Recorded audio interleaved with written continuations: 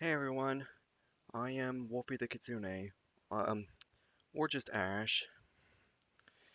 So, before I start this video, uh, um, I know that my screen is currently way too zoomed in on, uh, um, but this is a problem I've been facing with OBS Studio. I don't, really know how to use it yet.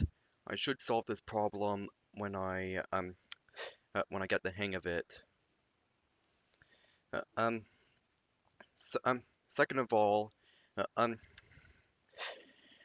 le leaving a comment should be enough to motivate me to keep going forward. Uh, Um, th Thank you. Um, so now let's get into the video. So the alternate history scenario I'll be exploring today is what if Italy didn't join the Axis?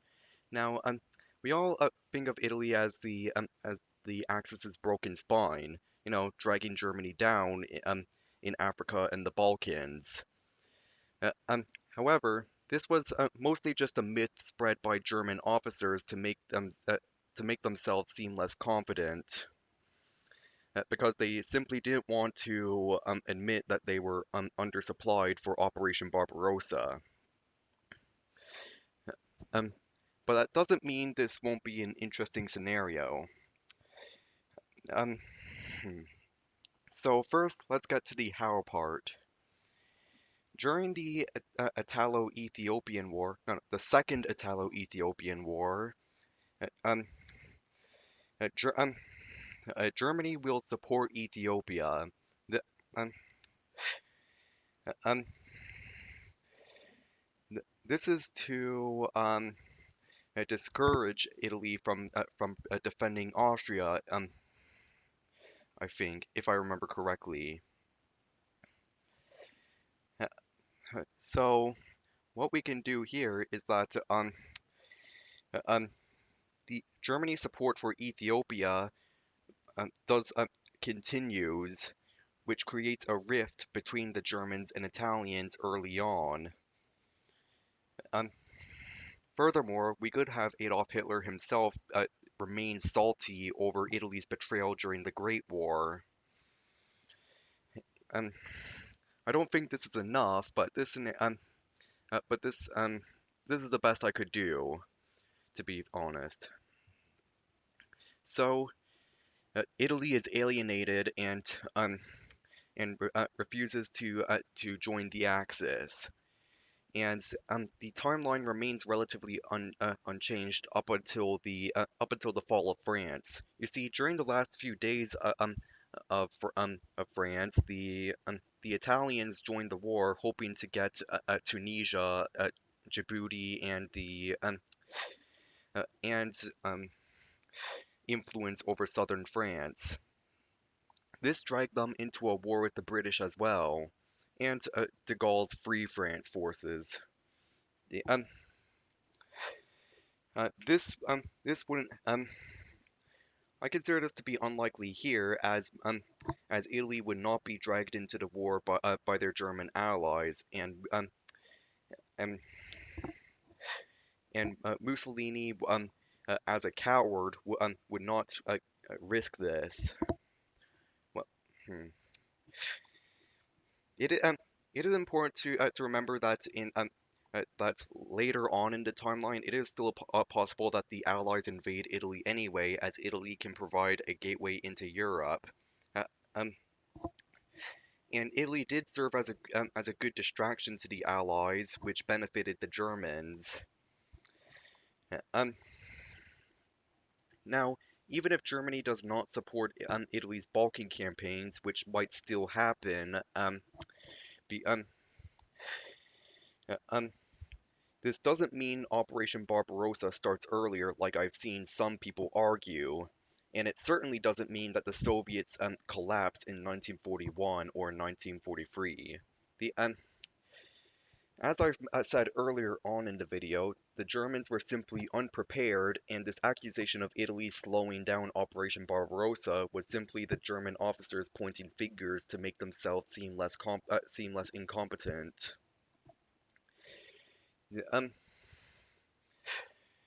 um, Now let's see. I can imagine that Italy's Balkan campaigns would still happen. Maybe Italy would still invade Yugoslavia, or e or maybe even Greece. Uh, um, um, but and the Allies are would be in a position to stop Italy, but hmm, but for the sake of this scenario, we'll assume they don't. That brings us to 1943 or 1942. I forgot. Where I still believe that Operation Torch happens. Possibly even it probably even happens sooner, because there is no Italy to distract the Allies.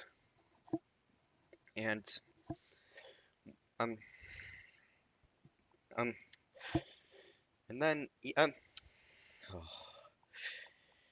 while there would be less German forces more German forces available as Germany wouldn't have an Italian front to worry about. No, it is um here's another possibility that I'll largely ignore for the sake of this scenario. It is possible that Italy joins the Allies later on in the war in hopes to get something out of it. The, I'll explore that timeline later on in this video. So, but for now, I'll be focusing on the timeline in which Italy stays fully neutral throughout the war. Anyway, while there would be more German forces available as they wouldn't have an Italian front to worry about in this timeline, I still expect uh, um, the Allies' invasion of southern France to still happen, even if Germany somehow manages to build up enough fortifications to make D-Day impossible. Which I also doubt, as Germany just doesn't have the time to reinforce the Atlantic Wall. Um, so as assuming no, I don't think it's a very bold thing to assume that Germany wouldn't be able to reinforce the Atlantic Wall and make D-Day impossible. In this scenario, uh, um, the only thing that really changes is that uh, hmm, Germany barely has a Balkan front to watch out for, and they which means the Soviets would likely have less influence in the Balkans, assuming Germany doesn't invade Yugoslavia or Greece anyway, which is still possible. The uh, um and the no um hmm, hold on, and the regime in Italy still survives. Yeah, now I can imagine out of Italy's two colonies, East Africa and Libya, I can imagine that Libya would be easier to control compared to Ethiopia. Uh, um, e After all, Italy's control over the countryside was never fully secure, and there were always and guerrilla warfare still persisted even after Ethiopia's capitulation. So I can expect Italy will eventually have no choice but to decolonize in Africa, in East Africa, but but Libya, on the other hand, uh, should be much uh, should be much easier for Italy to control in the long term, as Libya has been under Italian rule for decades by this point and doesn't have a long history of independence, unlike Ethiopia. Um, Not to mention, Libya, I'm pretty sure they have a smaller population, which means that if the regime in Italy survives for long enough and Italian settlers continue to flood Libya, it is entirely possible that Libya could, in the modern day, become just as Italian as the rest of mainland Italy. N- Um, um, so Italy could do something that the French have tried and failed to do. But just like the French, it is also possible that the Italians that the Italians failed to even control that too. The um